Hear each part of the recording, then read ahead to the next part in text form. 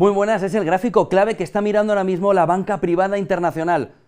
AllianceBernstein ha puesto los tres escenarios en los que ahora mismo está mirando el mercado para ver el precio del petróleo, la intensificación o no de la guerra de Ucrania y sobre todo cómo puede afectar a la cartera del inversor. Fíjense porque en este gráfico lo que estamos viendo es una profundización, un aumento desde la probabilidad de la escalada a nivel medio hasta la elevada ya, con el precio del petróleo reduciéndose hacia el entorno de los $100, pero con un movimiento de escalada de tensión por las sanciones que todo parece indicar que el escenario más el mejor para la inflación estaría prácticamente descartado, serían los $80, pero sería un escenario donde se tendría que mover rápidamente las tropas rusas saliendo de Ucrania y dejando un escenario en el que la guerra tendría en un apartado en la parte del este el Donbass, como una separación entre Corea del Norte y Corea del Sur, pero en Ucrania, donde Rusia dejaría o se quedaría con una de las partes, la que tiene la mayor parte del petróleo,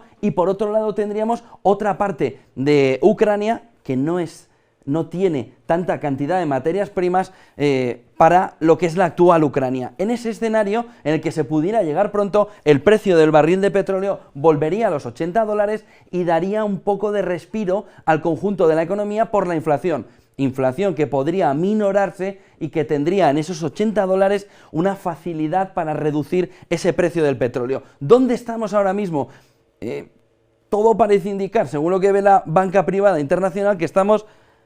pasando de ese a este, y no solo por el precio, sino por la situación y por lo que está sucediendo en el entorno de Ucrania. Estamos en el caso base, estamos entre 100 y 120 desde hace ya un tiempo, ahí la probabilidad de la escalada de la tensión es media, pero fíjense que hoy hemos visto cómo China decía que si Estados Unidos, Nancy Pelosi, su portavoz, la portavoz del gobierno norteamericano, iba de Taiwán, subiríamos la escalada de tensión. Todo parece indicar que Nancy Pelosi, que Estados Unidos quiere ir a Taiwán y podría aumentar. En esa escalada de tensión lo que vemos es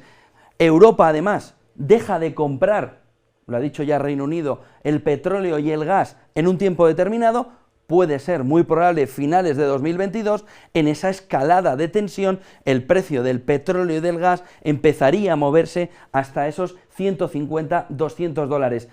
¿Qué es lo que sucedería en ese entorno donde ya ha estado coqueteando hace un mes el precio del petróleo, en el entorno de los $130? Lo que sucedería a partir de ahí es que nos encontraríamos con una escalada inflacionaria que, sobre todo en Europa, muy impactada en su economía, podría haber reducido ese Producto Interior Bruto en un porcentaje importante. ¿Cuánto? En el entorno del 0,6%, 1% podría estar ese movimiento a la baja del Producto Interior Bruto. Esto hay que relacionarlo con los cantos de sirena cada vez mayores de que una persistencia en este escenario en el que estamos, y que es difícil que salgamos en este momento por la guerra y por el precio del petróleo, lo que tendríamos en ese escenario es un movimiento de inflación importante hacia el conjunto de las economías tal y como estamos viendo. Si no se reduce a este movimiento o a este escenario de escalada mucho más low,